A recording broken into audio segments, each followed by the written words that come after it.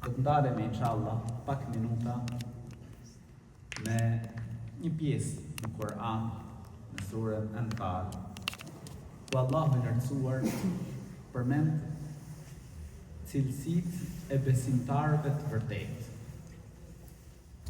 Zoti i gjatësisë thot në këto ajete: Innamal mu'minuna alladhina idha dhukira Allahu wajilat qulubuhum.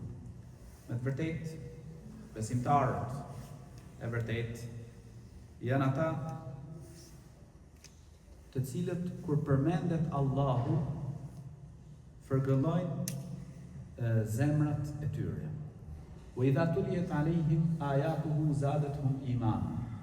Dhe kur atyre u lexohen ajetet e Zotit, kjo e bën që të shtohet atyre imani, besimi. Wa ala rabbihim yatawakkalun. Ata mbështeten tek Zoti i tyre. Alladhina yuqimuna as-salah, janë ata të cilët e falin namazin.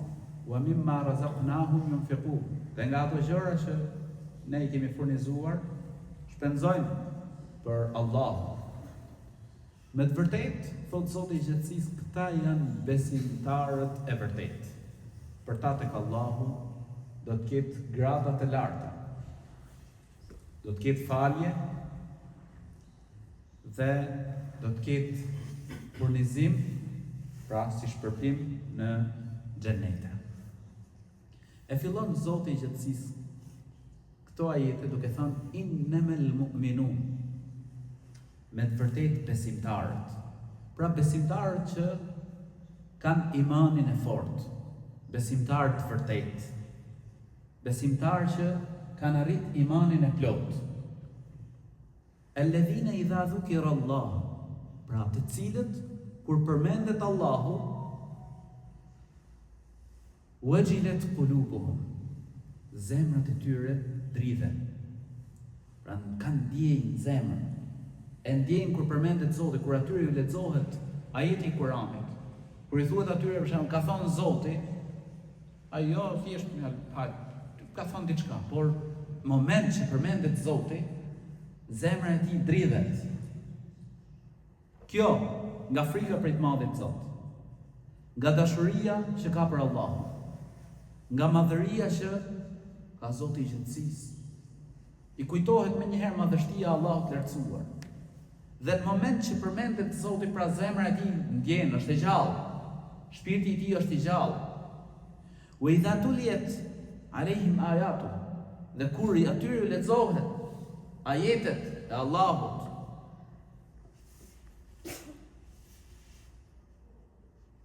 ati i shtohet imani. Kur i lexohet pra, ti lloj njeriu, ti besimtari,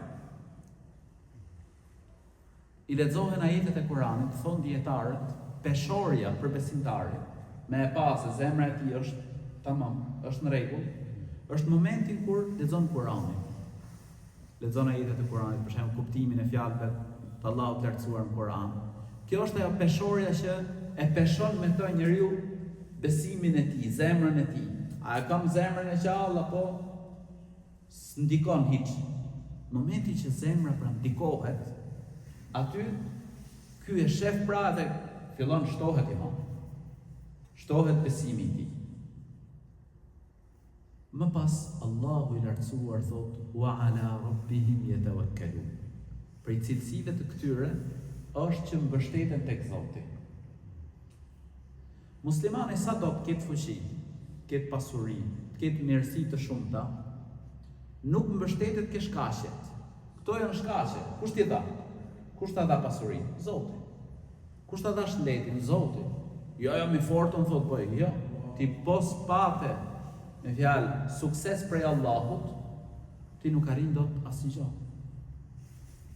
Prandaj Allahu subhanahu wa taala prej cilësive të tyre thotë wa ala rabbihim yatawakkalun.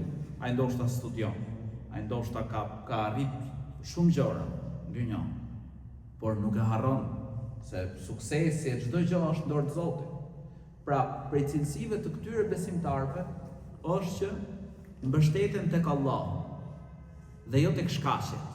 Ne I marrim shkaqet, patjetër muslimani synon me jetu mirë në këtë dynjë.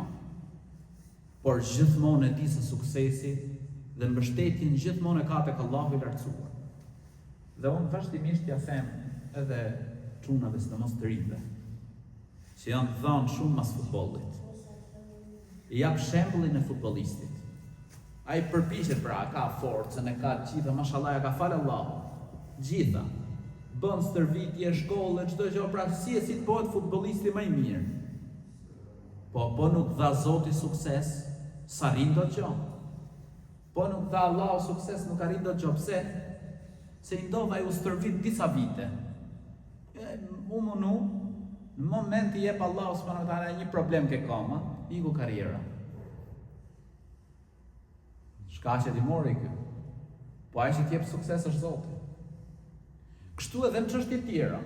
Për shembull, ndoshta në biznes njëri.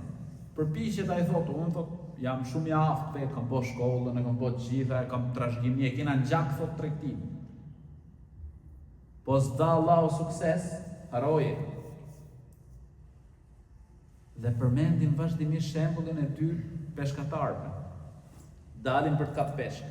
Të dy grepat mashallah i kanë. Përgatit çdo gjë. Njëri ka peshk, tjetri hiç. Suksesi është dorë të Zotit.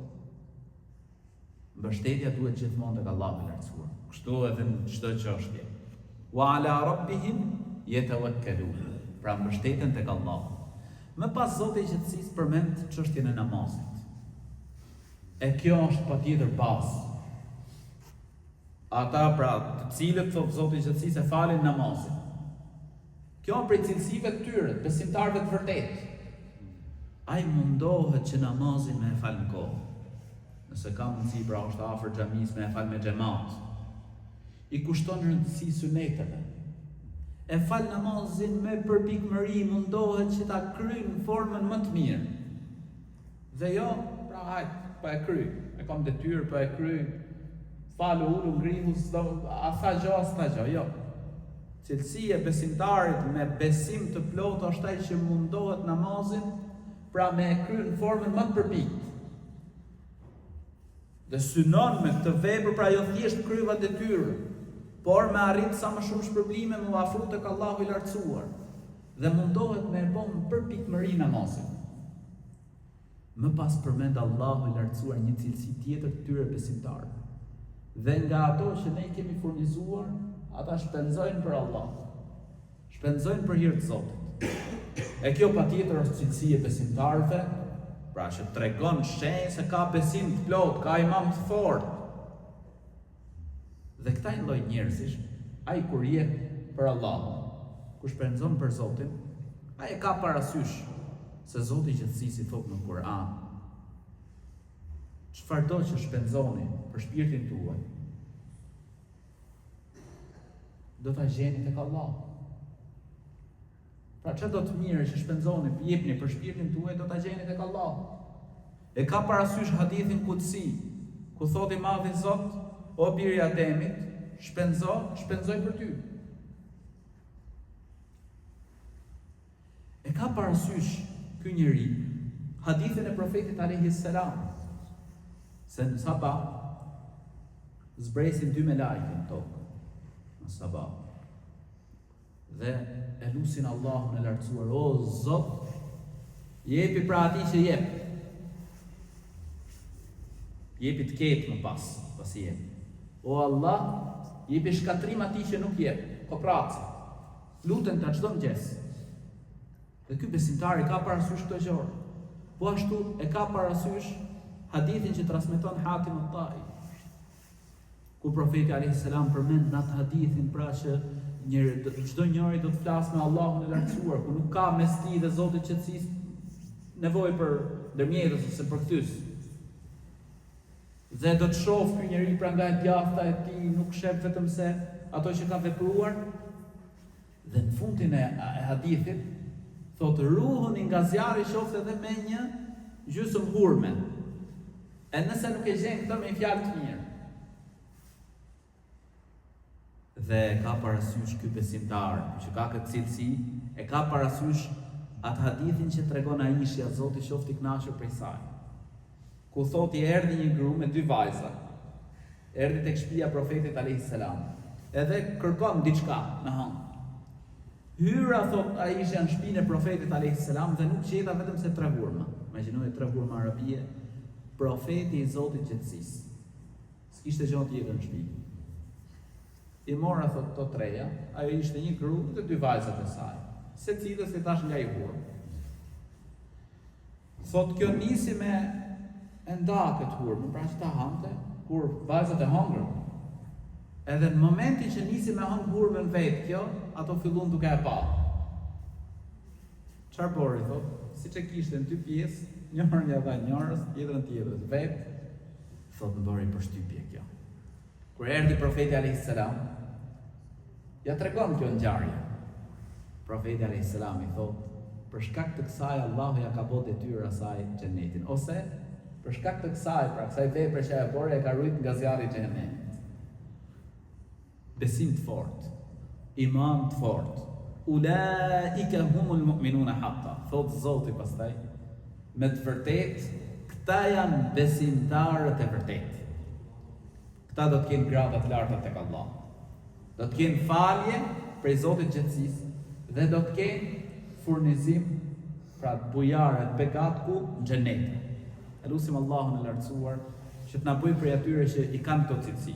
Elusim Zotin e gjetësisë që na mundësoj xhenetin. Allahu e shpërblet.